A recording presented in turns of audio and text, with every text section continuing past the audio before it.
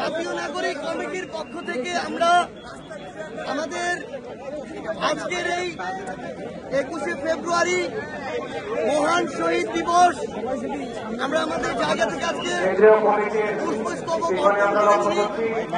আমরা আমাদের জায়গা থেকে মনে করি সেই 1952 সাল যখন আমাদের পূর্বসূরীরা রাজপথে ভাষার দাবিতে নেমেছিল, তাদেরকেও বাধা দেওয়া হয়েছিল, প্রতিরোধ করা হয়েছিল, 144 ধারা জারি করা হয়েছিল।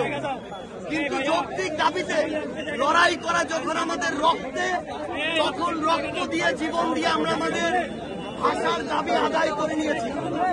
একইভাবে 2024 সালে বাংলাদেশের ছাত্র জনতা যখন রাজপথে নেমেছে, তখন আবারও আমাদের বাধা দেওয়া হয়েছে, আমাদেরকে প্রতিরোধ করার চেষ্টা করা হয়েছে।